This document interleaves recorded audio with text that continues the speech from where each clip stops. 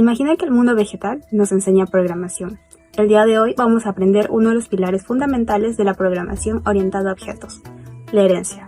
La herencia nos permite clasificar elementos según jerarquías lógicas, creando nuevas clases basadas en otras existentes.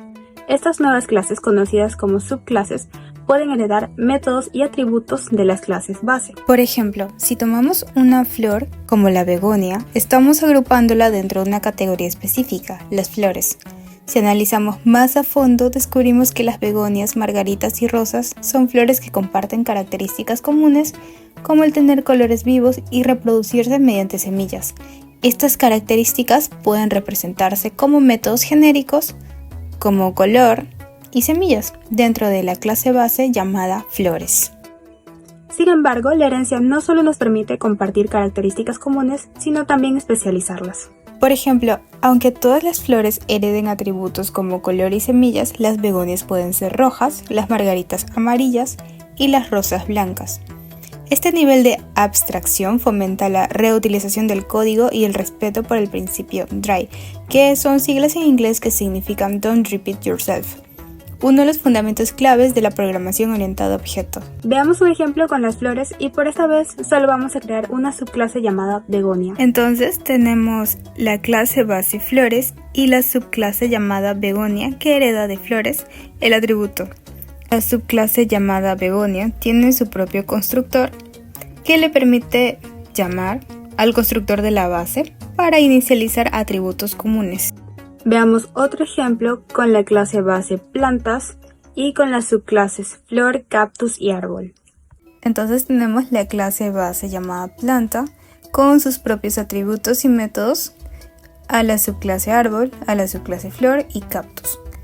Cada uno hereda de la clase base planta, tanto atributos como métodos, pero también tienen su propio constructor. El super le permite llamar al constructor de la base para inicializar atributos comunes.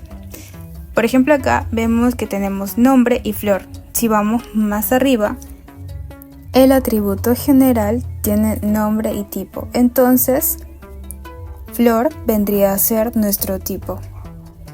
En el ejemplo de uso, tenemos que flor es rosa, rojo. Esto viene desde su propio constructor.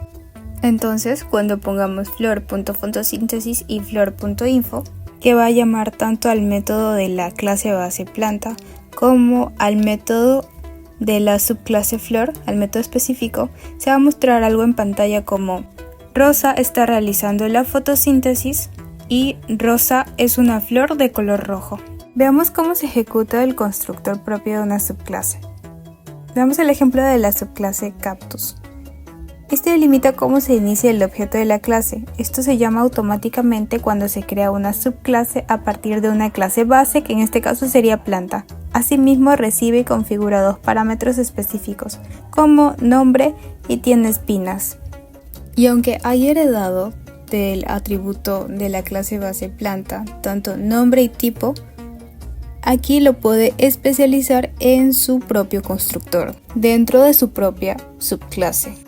Por otro lado, existe poliformismo en el código, pues en todas las clases existe el método info, con el mismo nombre. No obstante, cada método actúa dependiendo de la subclase en la que se encuentre. Por ejemplo, en la subclase cactus mostrará si tiene espinas, mientras que en la subclase flor va a mostrarse el color de la flor. No obstante, una subclase puede heredar más de una clase base, creando de esta manera la herencia múltiple. Por ejemplo, tenemos una subclase hijo que puede heredar de la clase base madre y padre, como la forma de ser y la profesión.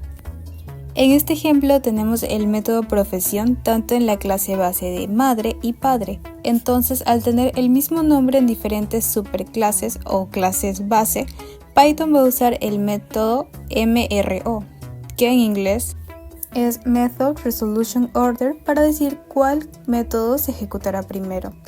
En este caso se va a ejecutar primero la clase madre porque así lo especificamos en la subclase hijo. Tanto la herencia como la herencia múltiple usan principios de reutilización del código, modularidad al ejecutar el código de manera jerárquica, poliformismo, con el que se permite tratar diferentes objetos de diferentes subclases como si fuera de la clase base. Y abstracción, ya que permite que la clase dé atributos y métodos de manera general y que este pueda ser especializado según subclase. Finalmente, me gustaría decirte que escribí un artículo sobre esto en Medium, me ayudaría mucho que lo leas, la verdad, pero si no puedes, bueno, está bien con que hayas llegado hasta aquí, de todas formas te lo agradezco. El artículo está en inglés, de todas maneras lo voy a dejar en la descripción. Y eso ha sido todo por el video de hoy, muchas gracias por haberte quedado hasta aquí.